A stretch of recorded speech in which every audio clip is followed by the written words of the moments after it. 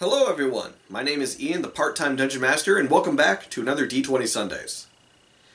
Once again, if you would like, please subscribe, hit the like button down below, and stay tuned for some other videos. There's also some other links down there if you don't mind checking them out. Anyways, on to today's session, which is about the Mind Flayer. Premiered in Season 2 of Stranger Things, this is another creature that's synonymous with Dungeons & Dragons. What is the Mind Flayer? Well, it's not some giant swirly vortex creature thingamajig, but it's definitely terrifying. You see, Mind Flayers work in communities, in hives, actually, and they have a hive mind. If one Mind Flayer knows something, the entire hive knows something.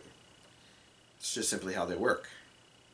In fact, they are terrifying in that sense that they all work to create and preserve the same thing. Kind of like a hive of bees or a mound of ants. Except for these ants or bees are humanoid-sized and they eat brains. That's right, the Mind Flayer eats brains, also known as the Illithid, mind you. The Mind Flayer has the ability to essentially grab you and drink your brain out of your skull. So how does it do this? Well, with its normal actions, actually. You see, it has a tentacle attack, plus 7 to hit. If it hits, does 2d10, plus 4 psychic damage. And if you're medium or smaller, you're automatically grappled with an escape DC of 15.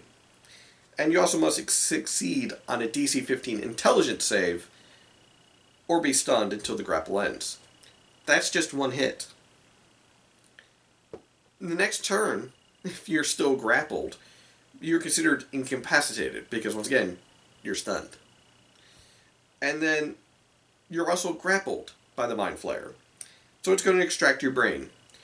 With a plus 7 to hit, extract brain ability, that does 10d10 piercing damage. If this reduces the target to 0 hit points, the Mind Flayer kills the target by extracting and devouring its brain.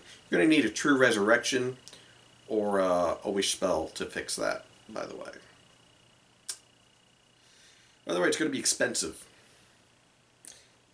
It also has mind-blasting abilities where essentially 5 to 6 times, depending on how generous your DM is feeling, it essentially emits a psychic energy cone of 60 feet where you must make a DC 15 intelligence saving throw or take 48 plus 4 psychic damage. Oh, and you become stunned again. For 1 minute, but you can keep making saves at the end of every turn to try and, try and break free, but good luck with that.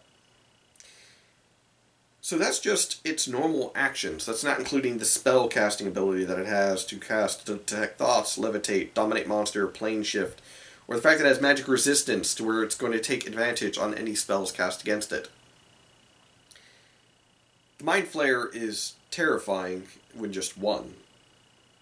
But what if there's a small colony of them? Because they're never alone. An outcast is unheard of, especially considering that the rest of the hive would kill it.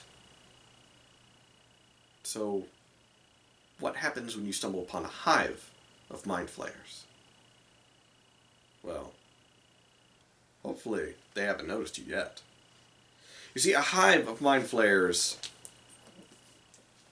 they don't like doing menial tasks. So, whatever they catch is going to fall into one of two categories, sometimes both. Slave or food. You see, Mind Flayers eat brains to survive. So they tend to enslave creatures to do whatever task they want, and then, when they cease to be useful, eats their brains. I would also like to point out that the Mind Flayer is powerful enough to enslave the Holders, which are another terrifying creature of Dungeons & Dragons.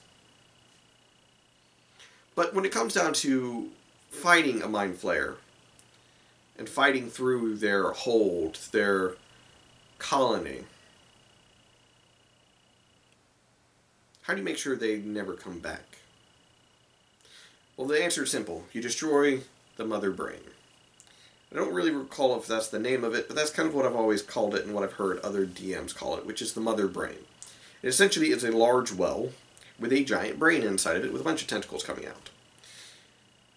And there's tadpoles all inside the water with the brain. The brain eats the tadpoles to survive, but also the tadpoles eat other tadpoles in order to survive, because once they've been culled to where only the strongest are around, they are implanted into a sentient vessel. In other words, a living, breathing, thinking, intelligent humanoid creature, sometimes other creatures, depending on what they're trying to create, and that creature becomes an illithid by that tadpole consuming and worming its way through them and essentially taking over the body before, if I recall correctly, becoming a chest burster and growing into full-sized illithid. So you're going to have to destroy the brain. You want to make sure you destroy every single tadpole too, because you don't want those things to grow up without being implanted into an illithid. So that's the thing.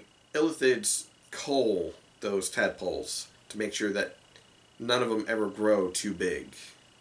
Because if they do, they become something so terrifying, something so fierce, that even mind flayers fear them. Something that their abilities don't work on, and they can't control. Something that seeks destruction all around. Senseless, mindless destruction.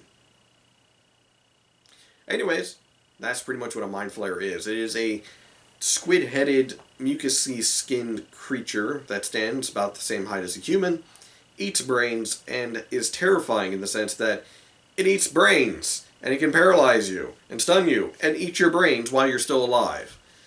Never mind the fact that, once again, it's a squid-headed brain eater.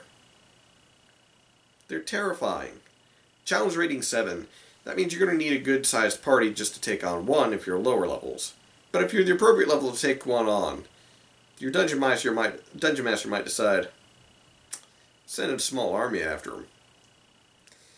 Anyways, that's it for D20 Sundays for today. Thank you for joining me. Once again, tune back in next week for another D20 Sundays, as well as some of my other, essentially, videos that are here on this channel, including the Suriskin campaign, and over on Twitch, which has the Dungeon Master's Corner every Saturday at 5 p.m. Catch you later.